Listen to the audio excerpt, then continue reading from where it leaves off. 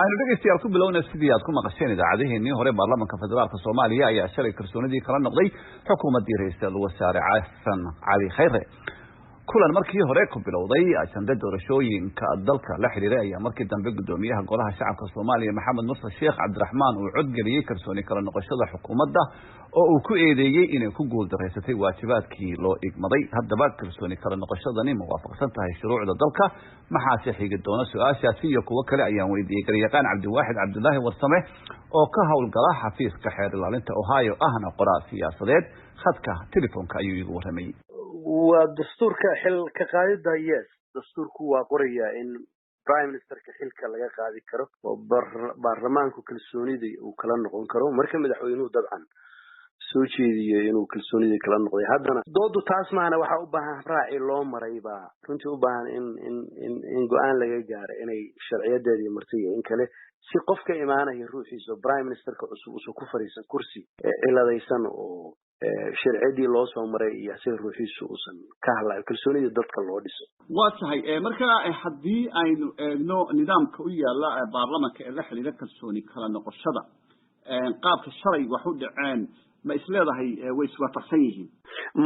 maya waxa weeye dadka qaanuun yahanada sharciyada habraaco inta badan wax la yiraahdo procedural lawska oo markasta waa ka dib badan yahay waxyaabahan asalka ah oo shuruucda ah waana ka waqti dheer yahay doodaha ugu badan iyo dhinacyada litigatiga oo dooda ku doodayana waxyaabaha isqabadkoodu inta badan u badan asalka sharciga maana waxa weeye proceduralka habraaca la marayo doodaha ugu badan dhinacyada ay ka keenaan marka prime ministerka hadee dabcan dad buu ku leeyahay golaha baarlamaanka golahiisa wasiirada shacbiyad siyaasadeed buu lahaa marka in habraacaas la maray kala kootadu sida ay tahay waqti equal in la wada siiyo dadka dhinacyada hadlaaya waqti ku filan in la siiyay in hore loo inform gareeyay in laga soo baaraan degay eedaha loo haysto prime ministerka iyo xukuumaddiisa ma muuqato waxaad moodaa wax ka yar 12 saac iyo go'aankii lagu ballamay ajendaha baarlamaanka badanaa waa la dejiyaa ajendihii la dejiyay iyo iyadoo loo ballamay ajenda kale meeshii la keenay iyadoo buuq ka socdo soo waxan ka socdo waa gudoomiyaha baarlamaanka soo fariistay warqad akhriyay warqadii harsanaya moodid inuu hore u soo diyaariyay marka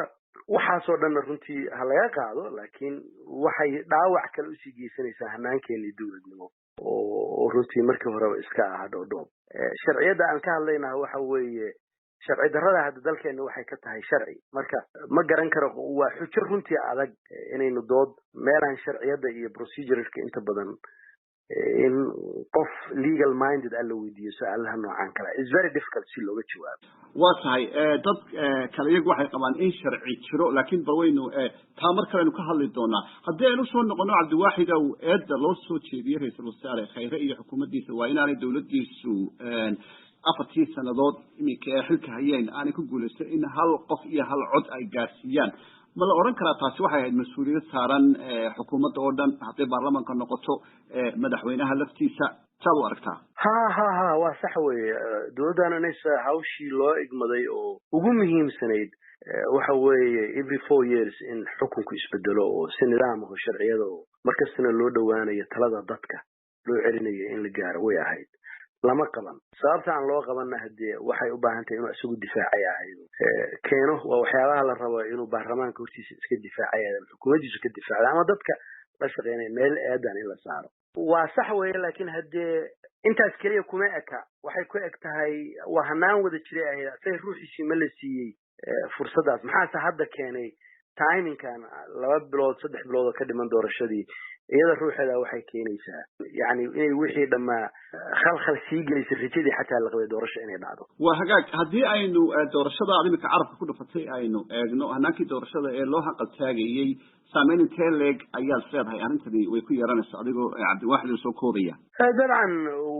way ku yeelanaysaa hadda waqtiga fiiri adigu timeka inagu ma xukunno waqtiga ma ogtahay qorraxdu inay soo baxdo dhacdo 12 saac tahay adigu ma xukuntida madaxweynaha ma go'aan baarlamaanka ma gaari karo waa factor jiro oo natural ah marka timeka jira iyo dastuurka qodobka uu qabo doorasho 4 sano ha dhacdo iyo jidleexashada hadda dhacday innaba isma keenayaan waxa weeye waxay caqabad ku tahay labada bilood oo soo socoto oo doorasho baarlamaanka la rabo inay dhacdo ma muuqato doorasho yani si lagu geli karo waxa dhacay maanta haddii aynu eegno waxa tii hanaanka ma waafaqsana hanaan noocee ayaad u aragtaa adigu inuu sax yahay raaco xilka qaadistu waxa weeye horta badanaaba agenda waanu jiraa oo dawladdu badanaaba qofka baarlamaanku inay accusationkaas madaxweynaha ay u gudbiyaan prime ministerka xildhibaanada loo qaybiyo waqti la siiyo dhinacyada difaacaya ay xaq u helaan inay baarlamaanka waqti qof walba la siiyo waqti u ka waarta congress-ka ama baarlamaanada adduunka waa la hadlayo dadku yani debate baa dhaca doodaa dhaca in la isqanciyaa dhaca markaas baa ama codku marka hadduu yahay sir iyo hadduu yahay kortaag labadaba la kala galaa hadda intaas oo function lama hadlin meeshii oo dad hadal ma dhicin buuq iyo sawaxan youtube-yada haddaad fiirisa baa ka taagnaa meeshii baarlamaanku dib inuu isu arkay ahayd dib u soo ajendihiina ma jirinba ajendaha loo yimid ajenda kalu ahaa haddii aynu eegno kulankii dhuusamareeb ka dhacay oo aad loogu hanqal taagay haddii laga yimaado warmurtiyeedkii kasoo baxay in la isu yimaado ay dad badan oo Soomaaliyeed ay wax weyn u arkayeen arrintan shalay dhacday saameyn intee leeg bay taas ku yeelanaysaa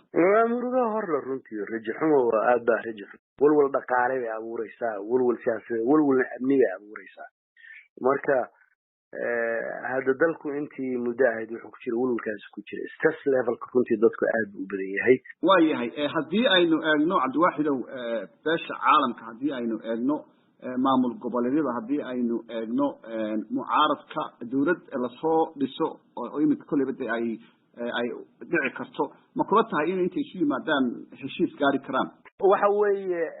kalsoonidaan jirin kalsooni haddaysa jirinna waxa weeye qofku wax kasta uu sheegayo si dhinacyadu gobolada iyo dadka Soomaaliyeed dadka siyaasadda daneeyaa dawlad baa lasoo dhisayaa yani stagekaas waa la gudbo marxaladaas kalsooni lagu qabi karo xukuumadda Maxamed Cabdullaahi Farmaajo iyo hoggaanka ka yahay way dhaaftay marxaladaas isagoo ama eedda ha saara prime ministerkiisa aniga kalsooni xumada dadkayga iyo abuuray ma muuqato amaan aamin ah kama muuqdo meesha codkaasina waxa uu dambeeyay garyaqaan Cabdiwaaxid Cabdullaahi Warsame oo ka howlgala